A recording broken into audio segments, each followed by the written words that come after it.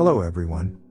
In this video, I'm going to recap one of a thriller films from 2020, titled Let It Snow. The film opens with a Hungarian man telling a story about his granddaughter, a little girl in ski get-up standing on a slope at the Black Ridge, when a free rider suddenly slips and rams into her. We can see that the little girl is knocked out, but the man who hits her is alright.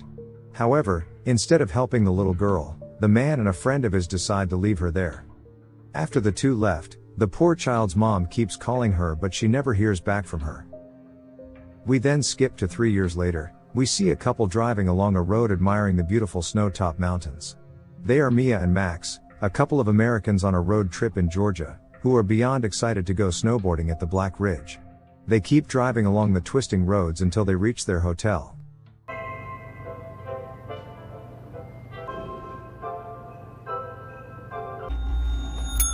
Good afternoon. Inside the Georgia Ski Hotel, they are met by an unusual-looking woman dressed in black. During the check-in, Max informs the lady that he and his fiancé are looking forward to the holiday, especially visiting the Black Ridge. Hearing this, the receptionist informs them that the Black Ridge is off-limits because too many people go missing there in recent years. But as it is Max and Mia's dream to go there together as a couple, of course he doesn't plan on heeding the advice, and they are going to the ridge by helicopter. That night, they get into deep conversation about their future together, including the idea of getting married, and then they both eventually nod off. Afterwards, Mia, who is unable to sleep, decides to head out to take a walk. But then, when she opens the door, she is startled to see the receptionist there, giving her a bottle of wine as a courtesy from the hotel. She once again warns Mia to not go to the Black Ridge, because 5 days ago, a couple stayed at this very hotel and the husband went missing at the Black Ridge. And today, his body was found. Creeped out by the imposition, Mia tells her she is going to sleep and shuts the door. It's unclear why, but we can see that the receptionist draw a cross on the door before leaving. Mia realizes this and tells Max about it, but when he goes outside to have a look, the cross is gone. The following morning, as the couple is getting ready to leave, Mia discovers a wedding ring in Max's bag. The sight of this makes her happy, and she expects that Max will propose to her on the trip. On their way out, an ambulance arrives in front of the hotel, carrying the dead body that the receptionist was talking about last night. Max and Mia ask how the man died, but the coroner doesn't know. He says that it's strange. After seeing the dead body, Mia hesitates about going, but Max convinces her to get on with their plan because nothing bad will happen. She follows Max up the mountain where the helicopter is waiting. When the pilot also warns them about Black Ridge, Mia becomes very concerned, but it is already too late because her fiancé really wants to go there. Max even bribes the pilot to take them to the Black Ridge, and they hop onto the helicopter they rented.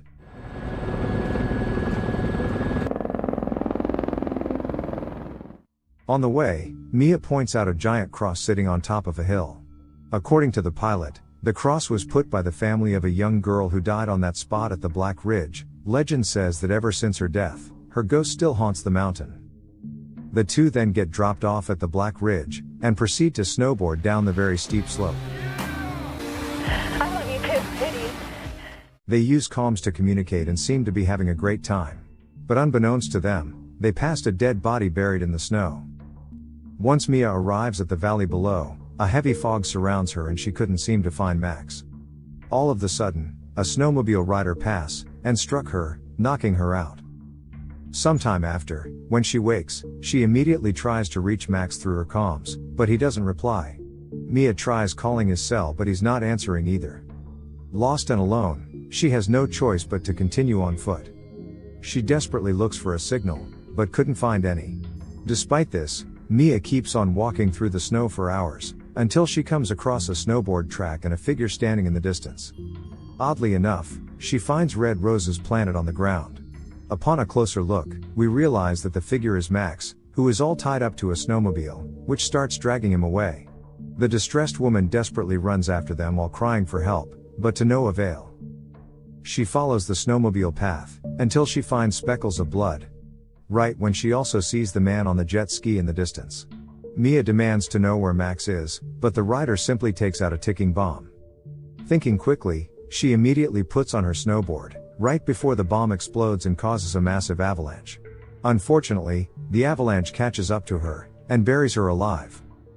As if that wasn't enough, the mysterious snowmobile rider starts impaling a pole to the ground. He succeeds in hurting Mia's shoulder, which causes her to scream and eventually pass out from the lack of air. With the last bit of energy she has remaining, Mia reaches her hand out of the snow one last time, right when she is helped out and dragged through the snow. The scene then shifts to a lodge, where a man with a knife walks up to Mia as she sleeps. He treats her wound and speaks to her in Hungarian, telling her that she shouldn't have come here. Back at the hotel, the receptionist looks distraught.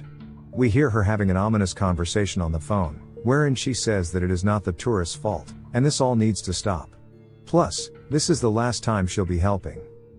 At the secret shelter, the old man shows Mia a picture of his granddaughter, who is none other than the little girl who died in the beginning of the movie. With his limited English, he tells Mia that his granddaughter died 3 years ago, and plays a recording of the granddaughter singing "Let It Snow."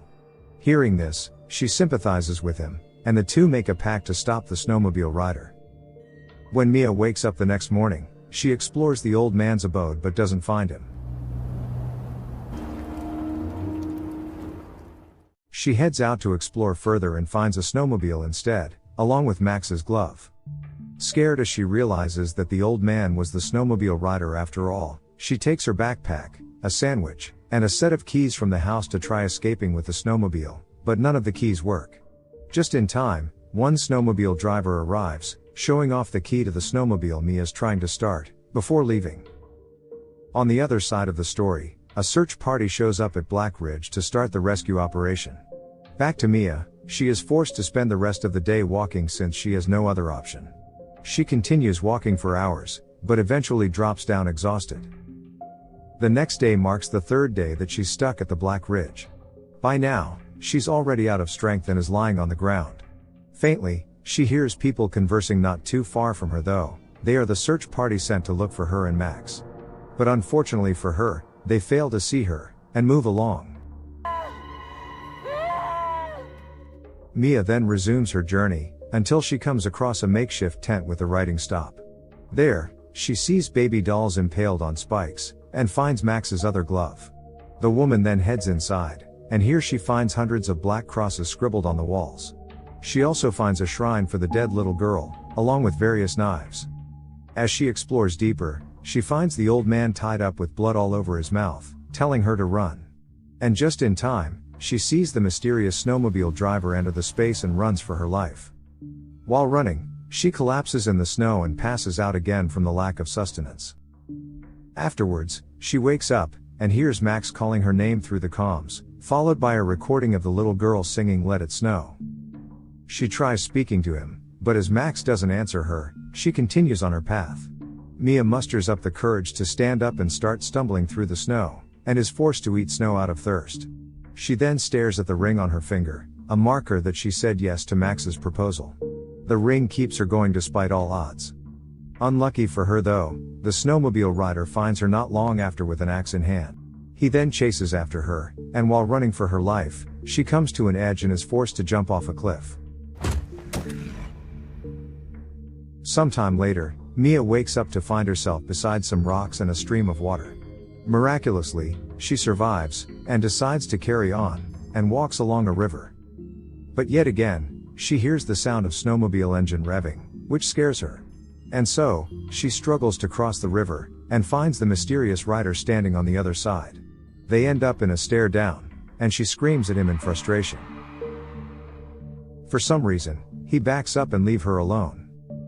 As the day grows older, she keeps walking until she stumbles upon a series of dilapidated buildings and sits to rest.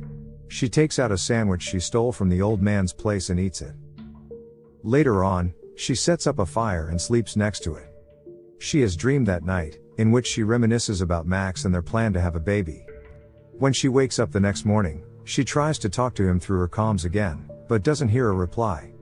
With little strength left, she gets up, and keeps on walking, with nothing but memories of Max to keep her going. Delirious from the cold and exhaustion, she sees a faint figure ahead, and tries calling Max's name. However, as she draws near, she realizes with disappointment that it's just a snowman. Upon looking closer, she notices that there is a dead person inside it.